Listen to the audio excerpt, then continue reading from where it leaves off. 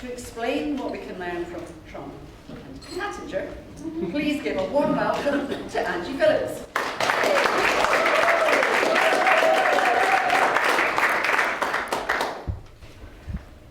How did it happen?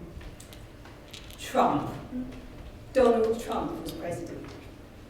53% of the voters said they didn't think he was a suitable candidate. 67% of women thought he was unfit. How did it happen? Who thinks it was the Russians? Whatever it was, his marketing team and his branding team did an amazing job. He was never photographed in t-shirt and jeans. He was only ever photographed in a blue suit, red tie and white shirt. He was photographed getting out of his jet, Trump 1. And he was photographed in an office that looked like the White House. That's what we call in the advertising trade product placement. Image is everything. You see it and you believe it. However, words do make a difference. His slogan, "Make America Great Again," was strong, it was active. People got behind him. The Democrats had 84 slogans, none of which were strong, none of which were really believable. They tried a Twitter campaign that started off with, "Imagine Trump as president, he's going to be awful, he's going to be rubbish, he's going to do this." Unfortunately, people only remember the first few words, so people were imagining Trump as president. He told good stories. Well, stories, one story, another story, then he changed his mind. But he pretended he played on the emotions of the American public. He talked about the loss of prosperity that they'd had for the last 70 years. After World War II, they did really well. They were now looking at problems within their lifestyle. So he got them, he had something for them to rally around. Make America Great Again was something they could believe in. I'm talking about impression and persuasion. We use it in our marketing, our branding, and our sales. Impression is about creating an unconscious belief with little evidence. They're very similar, but persuasion is about influencing people with the right information. Take a look at this advert. First of all, we have Sandra at the junction. Well, what does that say to you? And then we've got a UKIP flag, maybe. Or is it first Britain first? If you read it, it's talking about weekend specials, English breakfast tea, champagne breakfast, affordable breakfast, and I believe hair of the dog somewhere. I don't know if you can read it. Why would you have a champagne breakfast at somewhere that offers you hair of the dog? The images are confusing, the impression's not great, you're not being persuaded. This advert, however, the junction is still the same place, but they've given it a title, it's the Thai Cafe. Immediately you're thinking Thai, food, nice things, you've got nice pictures, you've got a fresh picture of champagne. It's persuasive. It's helping you to make a decision, helping you to think, oh, I might go and try that. This is another cafe called Tea on the Green. It opened up about 3 or 4 weeks after Costa opened up on the same street. They had a banner strung across the front of their shop, and it was there for about 3 years until I joined. Nobody knew it was there, and from a distance you could hardly read cafe in the window. It wasn't exactly inviting.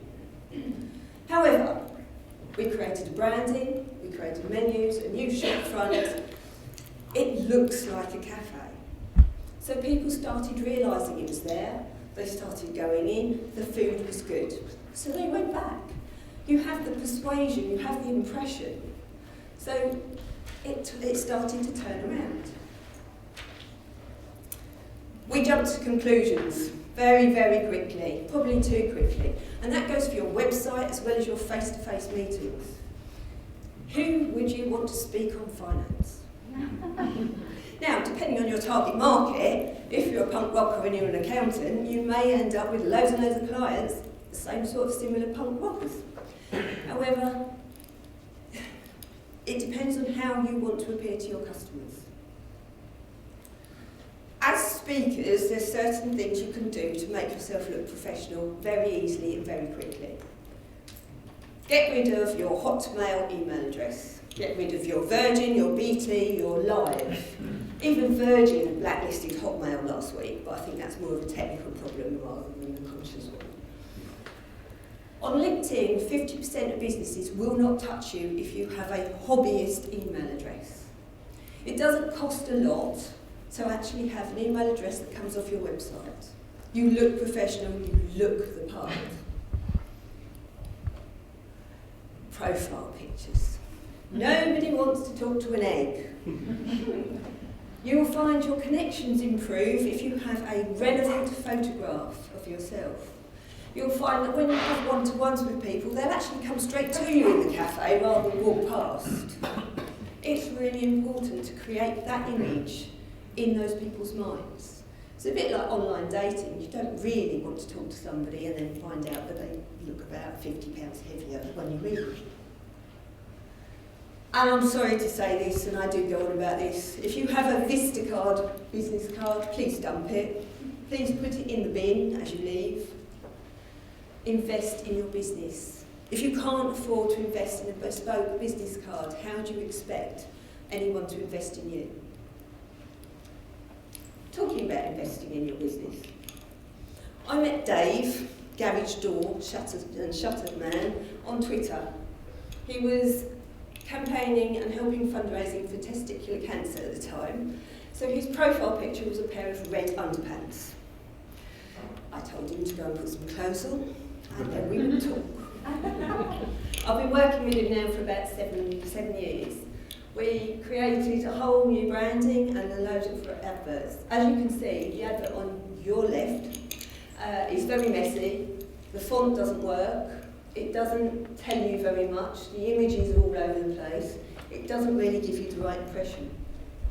The new adverts hit a pain point. We're shutting it in or shutting it out.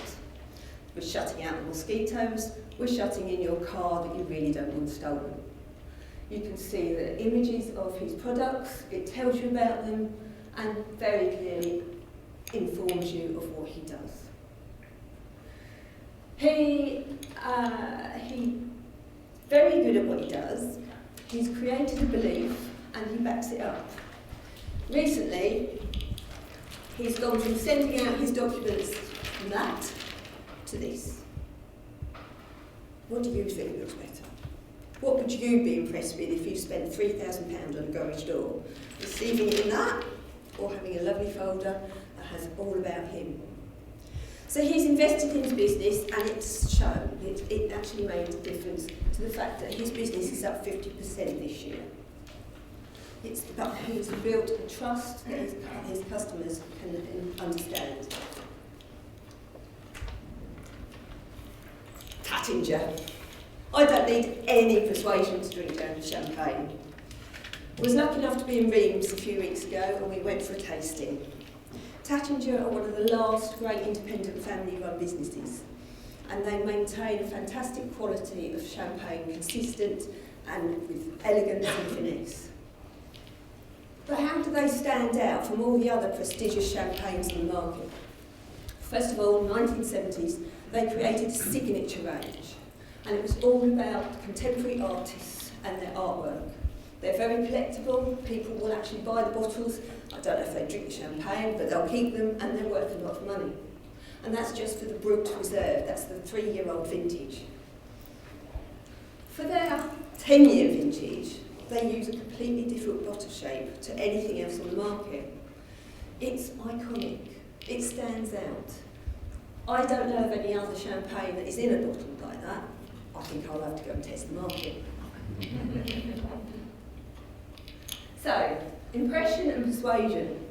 If you create a good impression, you are persuading people. If you're using the right persuasion, you'll create a good impression. And that's all about creating customer expectation, and it's all about your brand promises, which you have to live up to. Use no good to creating these brand promises and then let your customers down, because you will lose those customers. How many people have booked a holiday because of the wonderful photographs that they've seen in the brochure? And how many people have actually been disappointed with you?